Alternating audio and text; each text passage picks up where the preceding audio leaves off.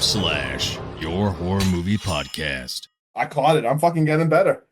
Normally, I just flip over in the middle of the podcast and drop a coffee and make a scene, but I just fucking survived that. Oh, I shouldn't even say that as we're doing Final Destination. You really just told me that your leg is tired instead of tied up?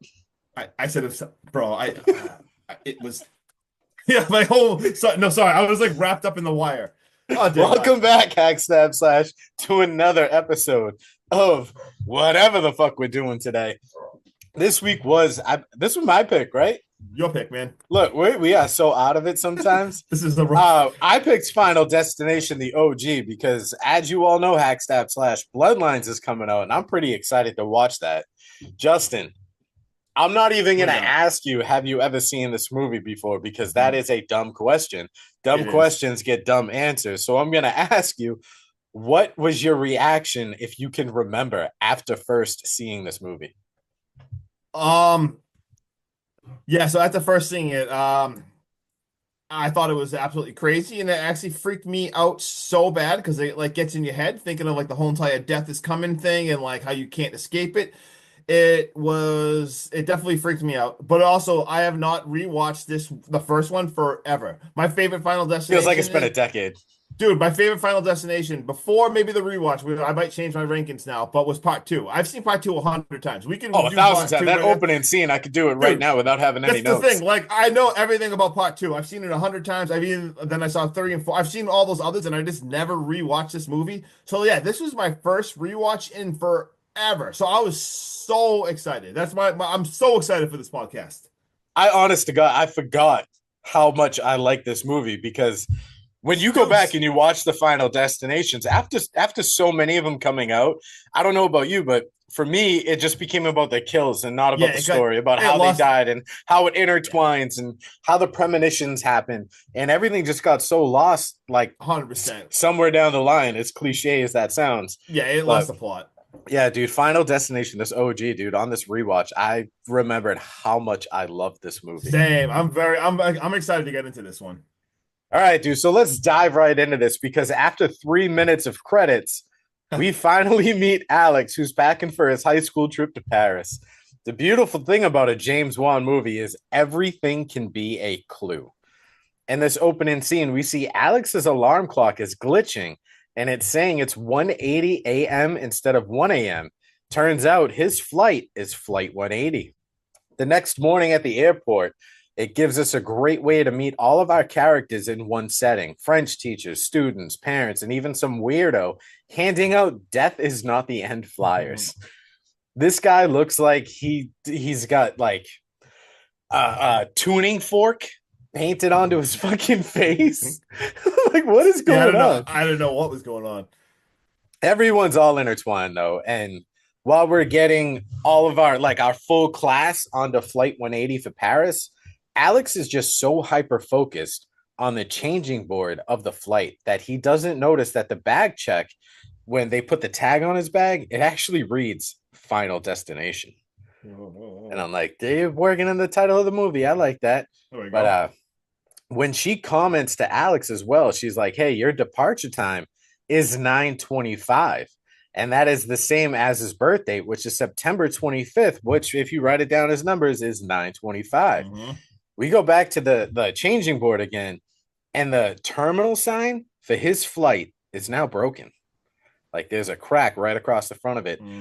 And I spent so much time trying to pick apart everything in this opening scene that I think I just got so wrapped up in every little detail. And I feel like James Wan does that to you.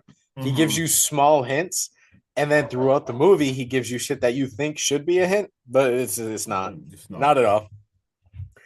Alex and his buddy Todd are taking pre-flight shits. Justin, you know anything about this? You take a dookie before you hop on the plane? I don't think I have any kind of ritual like that. I mean, it's probably a good thing to do, but I do love that. He's like, listen, man, I know you ain't got to go right now, but this is an 8-hour flight. Let's say this airplane food needs to go through your insides.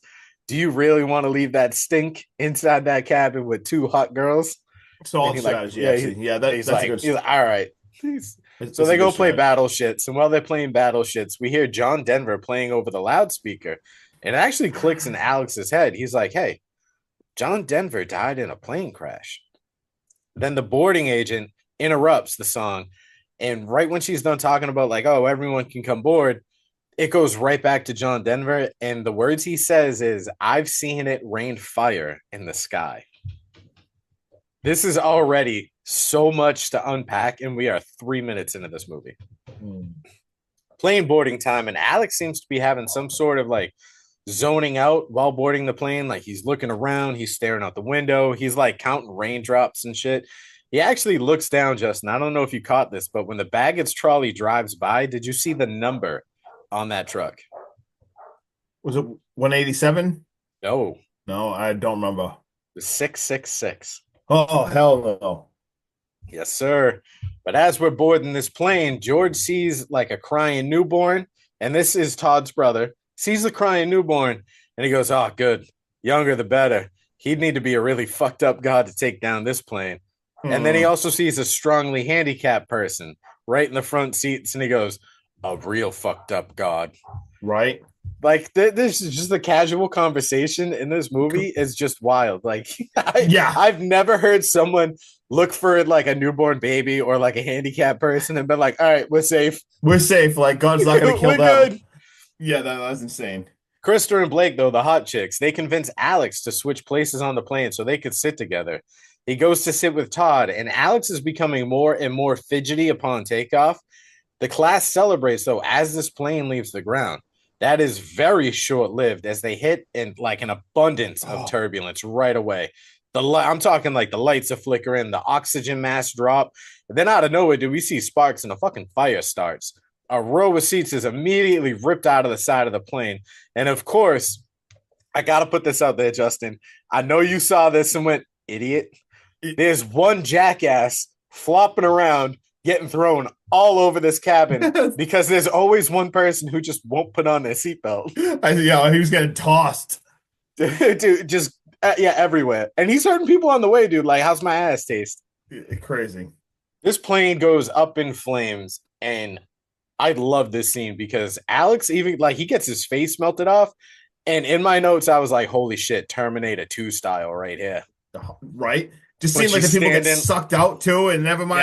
Yes. Like at the last second when like all the flames, you literally just see the faces melt. No, this scene was terrifying. Like, holy shit, man. Oh. And then bam, homie wakes up and it's all a dream, right? It was all a dream. Yeah. But no, of course it wasn't, because the second he switches seats, he starts to see all these small signs from his premonition. And he is in a full-blown panic right now in this flight cabin. The flight attendant, and Justin, I feel like this is something you would do. Yep. The flight attendant is trying to calm him down. He's like, sir, you need to calm down or you'll be removed from this plane. And he goes, fuck that, I'll remove myself. 100%. Peace. I'm out. I see these red flags, man. Let's go. Yes, I want the whole plane. Come with me. Yeah. I mean, someone tells you the plane is going to blow up on takeoff. No, dude, I'm out. I'll wait an extra hour, 2 hours, whatever, for the next flight. Yeah. And hope that you're wrong. Please. Like, I'm good with tempting those fate. So this whole episode that Alex is having right now gets our main cast of survivors. I wrote down survivors / victims because we know how this movie is going to play out. Gets them all off the plane. And tensions are boiling over. Everyone, dude, is just big mad at Alex right now because they missed their plane, and it's going to cost them roughly about a half a day in Paris.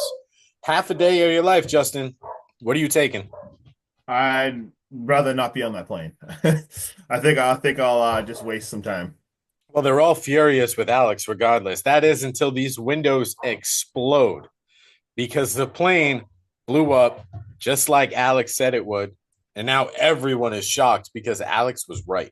The group is now in like a holding area at the airport, and they're still trying to figure out what the hell just actually happened because this is wild.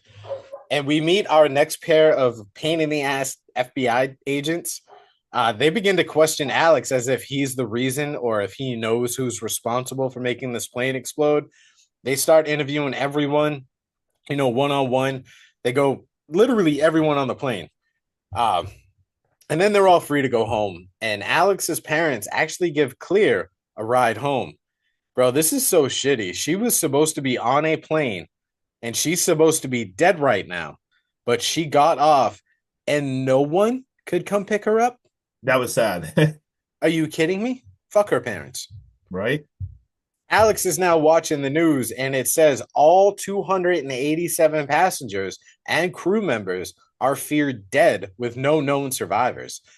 Alex is like, he's starting to like see heavy lightning storms outside of his window, and he actually sees one strike like right in front of him, dude. But there is nothing to support what he just saw. There's no burn marks, there's no embers, there's not even a crack in the ground anywhere.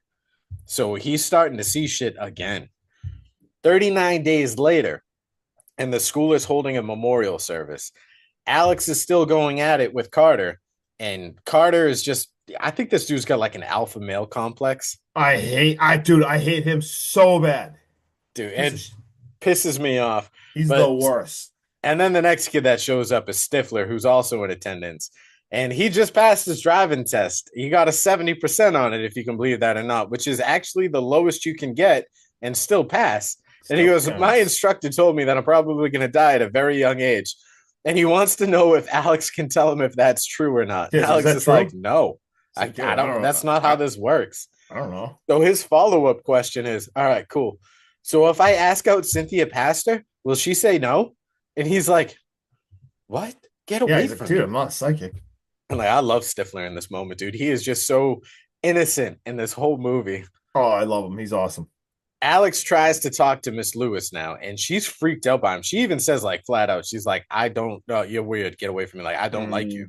Like, stay away from me. You freak me the fuck out. I guess even his best friend Todd isn't allowed to talk to him because his father does not want them to have communication, because apparently, dude, his father blames him for not getting both brothers off that plane and only Todd coming off the plane, which is just a real shitty thing to do. And the only person out of all these survivors that's willing to talk to him right now is Clear. Todd goes home and he's getting ready for bed. And dude, the way James Wan can incorporate music and subtle sounds and things that resemble the presence of death, whether it be a fan blowing, when he's shaving, the sound of a dripping faucet, like all the different shit that was like they're zoning in on. It's so good how he makes everything sound intense. And that's I think that's the best way to say it, is just he makes these things sound intense. Alex is up late now and he's checking out articles in his Penthouse magazine when an owl flies up to his window, and then he like hums this magazine at it to scare it away, and the fan actually chews up like Miss April's page. But I missed on that one. I thought it was funnier. Yeah, that was it was horrible. Ouch. Yeah. All right, my bad. Moving on. Yeah. But when this fan chews up the page, it actually spits out a piece of paper just small enough that lands on Alex's lap, and it says Todd on it. So he's like, what? Freaky man. Another premonition sign. These things are starting to come in all shapes and sizes.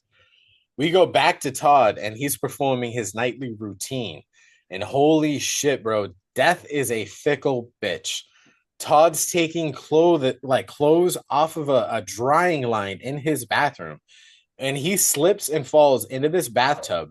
This line wraps around his neck at like fucking warp speeds. In a struggle, he knocks over a bunch of body washes, shampoos, conditioners, like you name it. Knocks everything over. Everything. So he can't even get his footing now to try and arch his body up and untie his neck. And dude, I'm blown away right now because death is actually making this look like a suicide. Because right after Todd actually dies, we see the water that Todd slipped on. It retracts. Like it was never there in the first place. So this does look like a pure suicide. What? Absolute dick move by death. I'm just going to call it right now. Dick move by death. Bro, and that water followed him around the bathroom. And you see like the little sparks and dude, wild right now. I am like, holy shit. Death is actually a character in this movie.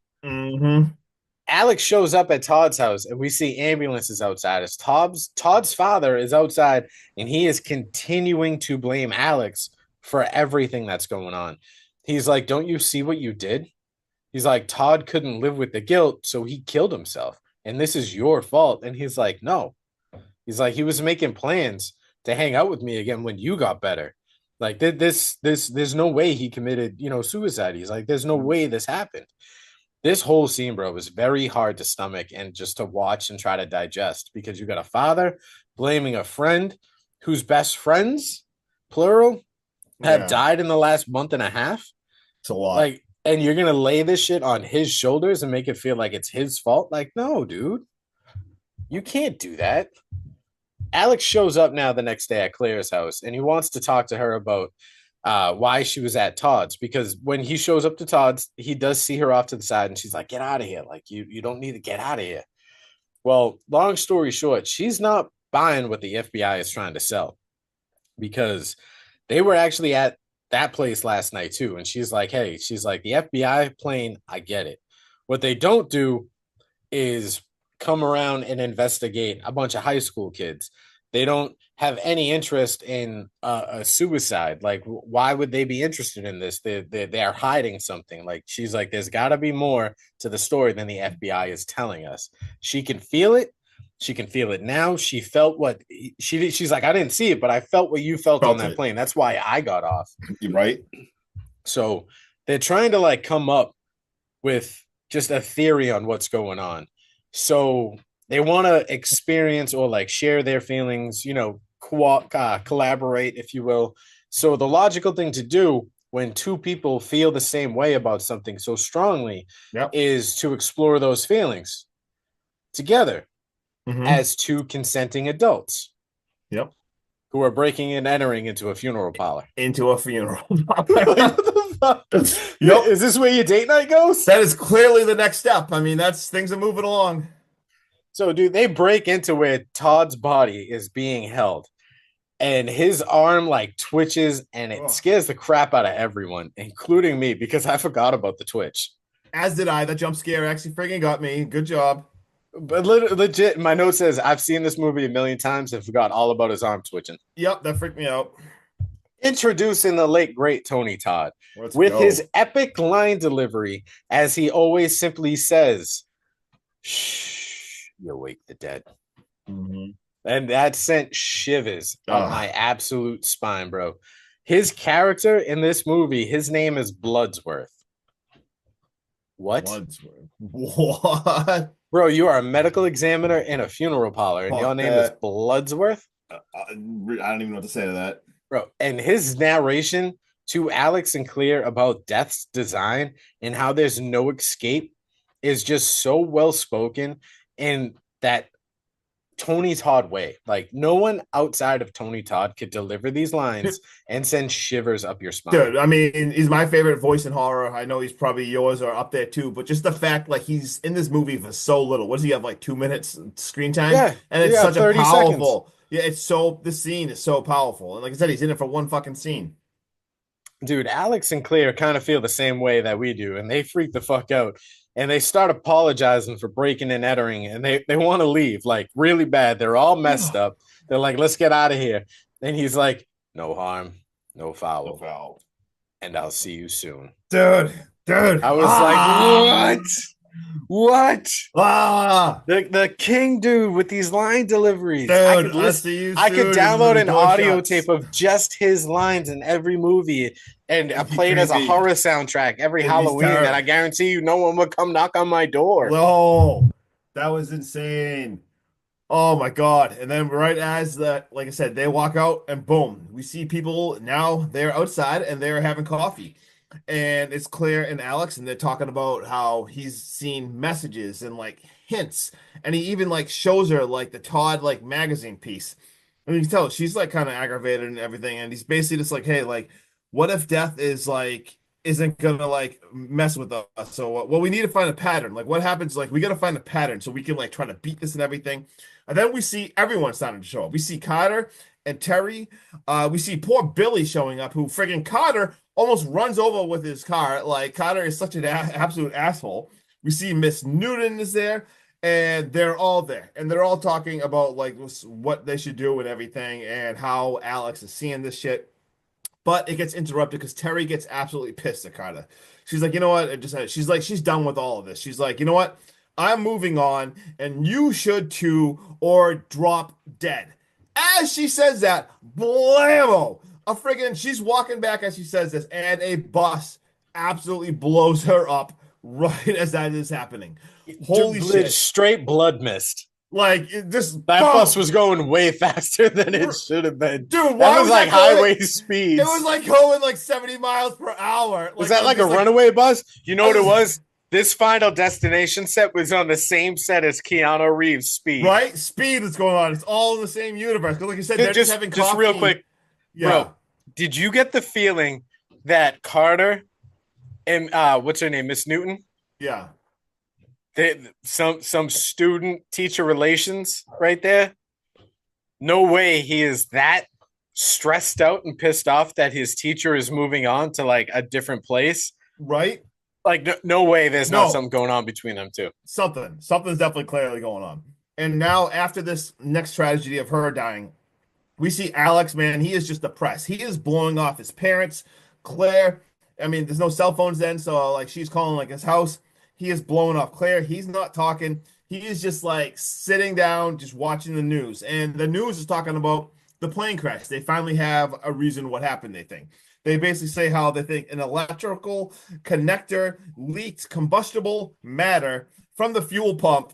You can say that, but you can't say dual rear wheel drive. Yeah, what just happened? Like I was like, and as they're saying this, like showing like the path that it took to the explosion, Alex starts like tracing with like a piece of paper, like tracing the leak like pattern in the order of where they sat of how they would die. Like holy shit! And then he literally realized like, oh my god, like Miss Luden is next. Like she was like her seat would have been next during the explosion.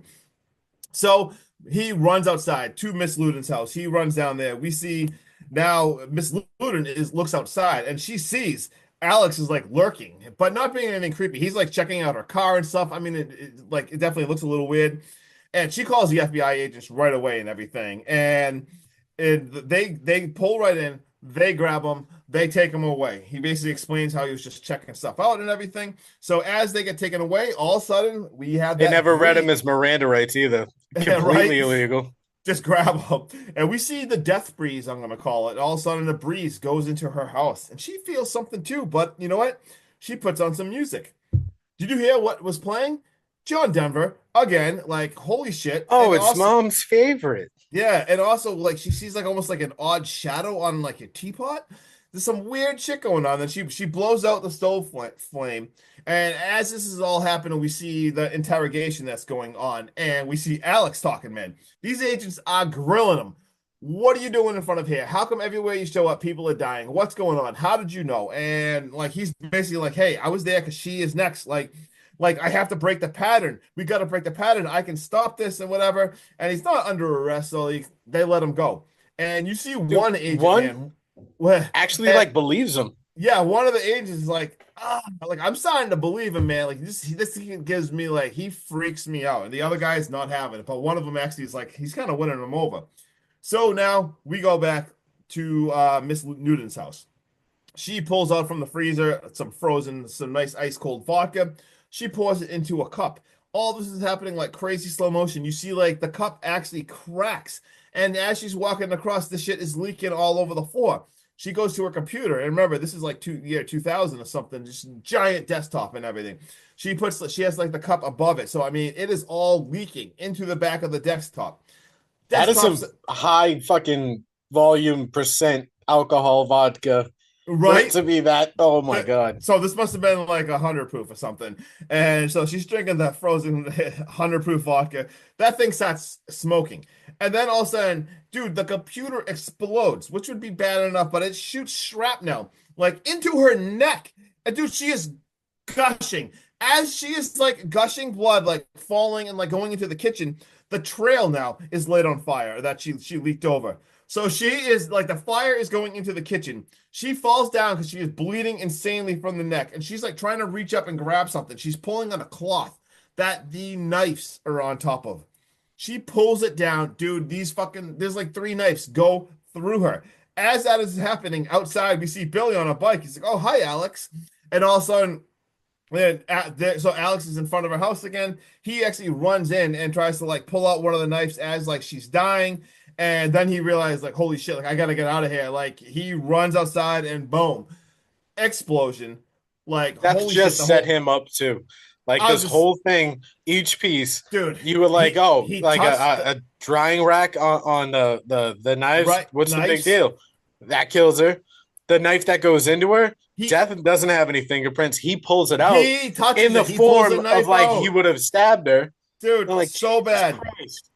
And now we see like the FBI agents that visited Claire, and we see Billy and Connor now. They all meet up with Claire. She basically tells him like, "Look, hey, I'm being watched and everything. Like, you got to take me to Alex and everything. They're watching me and everything. He knows who's next." So the three of them drive away, and we see that they go to the accident site, and basically, they drop Claire off. They go somewhere. They're trying to look for Alex. Claire finds Alex, and they actually have a nice like little talk and everything. It opens up a lot of stuff. Basically, how Claire talks about when she was a kid her dad was murdered tragically. So you know what? She's not having this shit with death. She's basically like, you know what? F death. Like, what kind of plan is that anyway? Like, she's absolutely bullshit. Like, tragic tale. They're bonding and everything. Now we see the four of them. They all drive away together. And as they're driving away, man, Kai decided to lose it a little bit. He's like, "Do you know who's next? Like, who's next?" Like, and dude, Alex is just like, "Dude, we're all on this effing list, man. Like, let's just chill out." But dude, Kai's not having it, man. He is losing it. And dude, I'm talking about losing it. He decided, like, you know what? Why does this matter anyway? If this is all predetermined, like, screw it. And they're like, "No, that's not how it works." Like, calm down, dude. When I say this dude is flooring it, he just floors it. They are all screaming at him. He is blowing red lights. Cars are spinning out. Like he's almost causing so much different shit. Dude, Billy tries to stop him. He punches Billy right in the freaking face. Like, poor Billy, dude. And after they survive all this insane stuff, he stops on train tracks. And of course, what the hell? Dude, a train is actually coming. And they're like, "Dude, get out, like unlock the doors and everything." The three of them, they jump out with just like a minute to spare. And he doesn't get out right away, though. He's still in there. And they're yelling, and he's like, they're like, "Let's go. It's not your time." Like, Carter, get out. And it doesn't look like Carter's getting out. Like, he's literally going to sacrifice and kill himself. But all of a sudden, at the last seconds, we see, you know what? He's like, "Screw this," like panicking, like, "This isn't my time." But he cannot get the freaking seatbelt off. Everything's jammed. Like, the seatbelt is like stuck together. Dude, so Alex runs in there. And at the last second, he freaking pulls him out. And like, the thing just blows up the freaking car. Like, holy shit, dude. Carter's, what an absolute idiot. I'm And just gonna as put this this out there, Justin. yeah, I'm pretty sure that bus that killed his girlfriend yeah. was still going faster than the train and then, Carter's car. right? No joke, dude. That freaking bussy, man. I can't get that out of my head. Like, oh man. So all right, so they all just escaped this, and it is like holy shit, man. And Billy is just like yelling at Carter, man. He's like, "What are you doing? Like, you cut this shit." And as he is yelling, the bus is still going. I mean, the bus, the train that's going slower than the bus is still going by, and it like hits like a metal sign or something, a chunk of metal. Yeah, it's like a little bit of shrapnel. Dude, this shrapnel flies out, dude. It clean decapitates him. It took Billy's head right off. Ah, dude, I didn't want this to happen, man. Ouch. Dude, when I say like Billy, aka Stifler, in this movie is just so innocent. Dude. He is purely freaked out at everything going on. And he's like, "No way am I staying here, man." He's like, "Carter, man, you're next." He's like, "You're dead. I don't want to die. Man. You're dead." Like, you can hear the panic and the little kid voice in him. And he just, "See you later." So innocent. And he literally lost his head over this whole situation. And well, now we see the safest place you can go is a nice cabin in the woods, because nothing bad has ever happened in a cabin in the woods. That's where I would go. That's where you would go, right? Yeah. We just did that in our last movie with Bloody Axemoon. Exactly. The best place to go hide when shit is going nuts is a cabin in the woods. They've made entire movies called A Cabin in the Woods. The Cabin in the Woods. And this is actually freaking hilarious, because we see Alex I'll call it death proofing everything, dude. He is duct taping stuff, dude. He has candles lit. He's put water around the candles. We see him like open up a can. I don't know if it was like tuna or something, but when he does it, He's got like because it's hockey like gloves on or shut, something. dude. He's wearing like hockey gloves. Like everything is taped up. Like it is actually hilarious, and it's so funny too because like we see like a death breeze come in, and it comes in and like you see him like looking around and shit, and it almost gets him. Like it goes into like a closet and like something falls out and almost freaking stabbed. Well, I forget what that was. Like It was just a nail came through the door. that's what it was. A nail went Yeah. through the door and like it almost got him. But holy shit, like he survives it. It was a freaking close call. But now we see Claire at her home and she's being watched and everything. So you know what? She actually goes to the agents and she's like, you know what? I'll go with you to Alex. Like let's go. I will show you to Alex. And now we see Alex like he's thinking by himself and he's like, wait, shit, like I never switched seats, like because I like left the plane and everything. He's like talking like realizing like, wait, Claire is next. Holy shit. And as like he realizes like Claire is gonna be next, all like the agents, everyone pulls up on him on his cabin. This dude, he runs out, he jumps in a boat, he escapes by boat, he goes across the friggin' lake. And as this is happening, we see friggin' Claire at her house. Like we see like the lightning strikes, and all of a sudden there's like a wire down. And this wire, I mean, this thing is flipping around, Flapping everywhere. flapping everywhere. I think her dog's out there and stuff. Like this is crazy. You can say it, Justin. This looks like a scene out of the '90s thriller classic starring Bill Paxton called Twisters. Twisters, yeah. I mean, this is absolutely going crazy. At the same time, we see Alex now, man. He is running through the woods. He is being chased by everyone, but at the same time, there's like lightning striking near him and everything too. And then we're flashing back and forth because then now we see Claire. She narrowly escapes a pole to her head, just friggin' misses.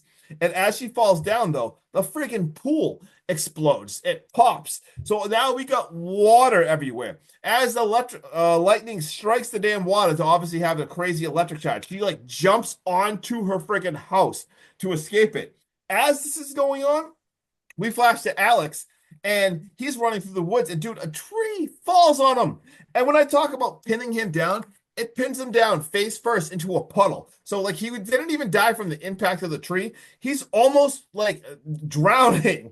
Just I can't even imagine how insane that is. But he actually escapes. So he almost drowns. He escapes that now. He is now on to getting into her house. But as this is happening, Claire escapes into her house.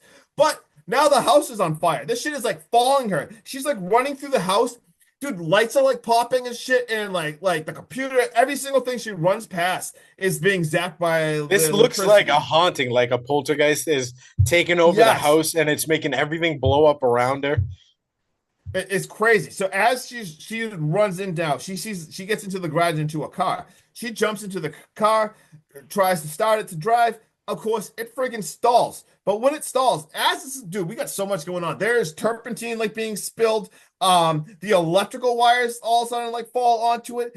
A tank of gas or something, or a friggin' pressure tank rolls underneath her car. Like there's a gas trail. I mean, every single thing you can imagine happens as she's stuck in there, and now she is absolutely trapped. Like I said, Alex just arrives. And he is looking like, holy shit, like, what am I even going to do? Because, like I said, there's wires right there and everything. And he knows that she's next. So he's like, you know what? We're going to do this. I have like 1 second to do this for you to escape. But, like, do not screw this up. We see he grabs the wires and everything outside of her car. And, dude, it all explodes. As it happens, she jumps out and runs to safety. And he is just blown into the garage. And it looks like he is dead. Does not look good for him. It looks like he's dead. And then all of a sudden the screen goes black and we see 6 months later. We jump ahead now. We see an airplane and everything, and we see Paris. And we see the three of them. They basically say, can't believe we're on a plane again. And they're on the side, they're having drinks, cheers to the friends. I mean, we're talking Claire, Alex, and Carter. They're all there. They're like, this is unbelievable. They're talking about how they want a whole chance at like a full life. Like, this is amazing. But they still do have some questions. Like, they're still like, Alex is pulling out a paper and they're like, dude, don't even start the shit again. Like, just stop. And he's like questioning the pattern's rules because he's like, no one intervened with me to death. So he's like, this is like, this something like is wrong. Like it still could be coming. Dude, Kata's like, fuck you, like shut up, like let's not even talk that. And they can't tell if they're being paranoid or not, but I think it's the death breeze because all of a sudden we see like a death breeze goes through. One of the drinks actually spill, and he's like, "Oh shit, man! Like we gotta separate. Let's go to the hotel." Yeah, dude, he And starts Kata full blown panicking, like, no, no, no, no, no, panicking. we can't be together. We can't be together. Yeah, this is like the beginning of the movie again. Carter is like acting crazy and everything, and Carter is still being a dick, just completely like this is not happening. And we see Alex, yeah, Alex runs away now and everything. And dude, a train just friggin' misses him. He just gets mistaken out with that, and then a structure almost hits Alex, but friggin' Carter jumps in and saved him. Carter actually, after being an asshole, saves him. So let's fucking go. And then all of a sudden, though, he sees like, huh, wait. He's like, Death just skipped you. Who's next now? Dude, as he says that, we see another huge freaking structure falling down. Boom! Takes out Carter. The end. Let's fucking go. Dude, Thoughts. such a wild ride. Like, I forgot how much I love this movie and how much every scene needs you to pay attention to. You Yeah, want there's a my lot going thoughts, on. Justin? Yeah, what do you got?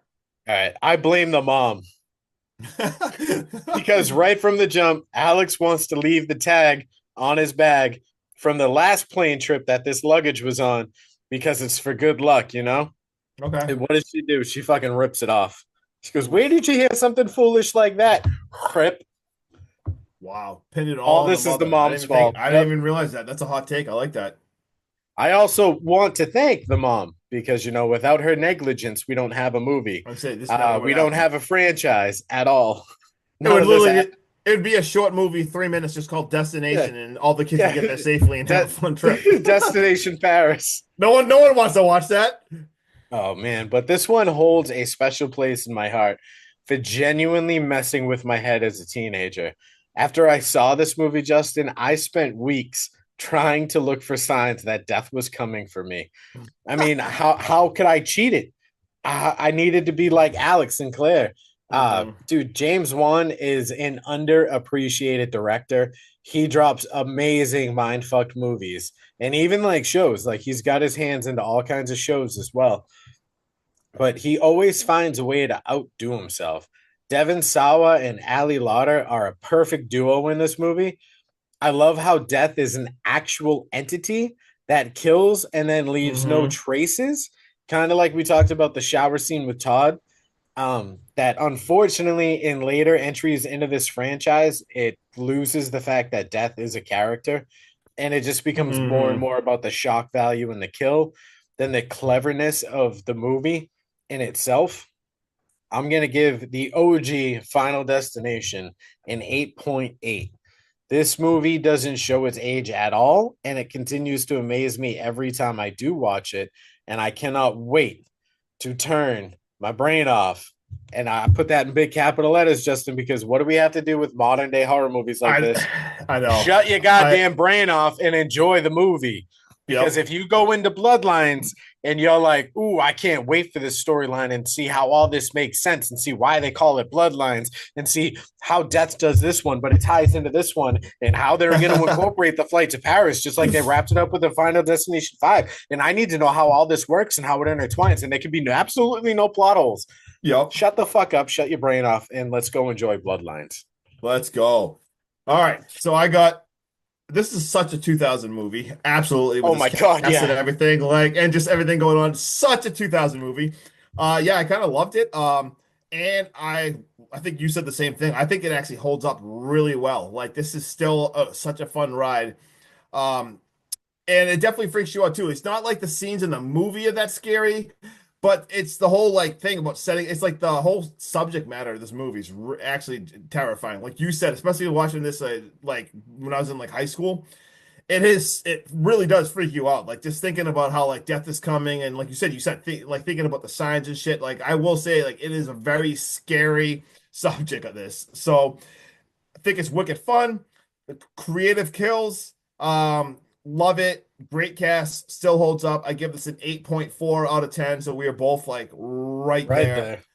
there. And I am excited for Bloodlines. Obviously, you talked about like as the series went on, it kind of just like lost some of the plot and stuff, which movies like that can still be fun. But I think that's the reason why the first one is just so good because it's got an incredible plot and with like the great kills and everything. And even I think part two is still really good, holding Yeah, on to a part two lot of is that still really stuff. good, but it Yeah, feels like 3, 4, and 5. It dude, just started to become a cash cow. yeah, 100%. I mean, don't get me wrong, dude. I still pay to see it. Same, I saw I'm all still of gonna those. want to And see it. yeah. And like I said, I'm Uh, still gonna see Bloodlines. Pretty excited. I think it comes out this month. No, we're not in May yet, or I don't know what if we're right. It comes out soon. yeah, comes I don't out know in what. May. Awesome. All right, You got any and fun facts? I do. Let's see here. What we got. So we got a tagline of "Most people love dreams." For Alex, this is real. And holy shit, was it real? And we got the director, James Wong. The only other one of these movies he directed was Final Destination Part 3. He came back to direct that one. This movie spawned 5 sequels. We got, let's see here, the whole John Denver's tie-in, how they use John Denver's music. Obviously, Sean, I think, did mention it, that he was a musician that also died in a plane crash. And we got a lot of the characters, a lot of the secondary characters, they named after black and white horror films, like directors and everything. I thought that was really cool. Some of their like their last names and everything, paying some homage to that. And I thought it was really cool. The cabin. Did you see what other movie that cabin was in? No. Like that cabin that he went to was the same exact cabin used in Lake Placid. Oh, So hell yeah. yeah, so I Shout out thought Betty that, White. yeah, right, exactly. I just pictured her feeding like the alligator and everything. I was like, oh, let's go. That's actually really badass. And that's all that I wrote down. So that's what we So got for Final Destination. I've got one goofy fact for you. Okay, what we got? And you're gonna tell me you don't like it. I know you're not gonna, because around the 1 hour and 14 minute mark, Mhm. after Billy is decapitated, Mhm. Carter wets himself. The urine stain on his trousers changes color when Claire and Alex walk away. Hey, what? So it's an inconsistency. That's the one fun fact you brought to this. Yeah. A piss stain changes color. Great job, Sean. Way to contribute to the fun facts. Oh, all right. Well, that's all we got. You got anything else? So, No, I don't. oh. All right, Hack Stab Slash. Until next time, watch out for death. And maybe that breeze that's inside your house isn't because the window's open. No, don't I'm say that. hacky. Don't freak them out. No, don't leave it people like that. It's just the wind, guys. It's just the wind. Watch horror movies. It's just the wind. Have the best day ever. Later.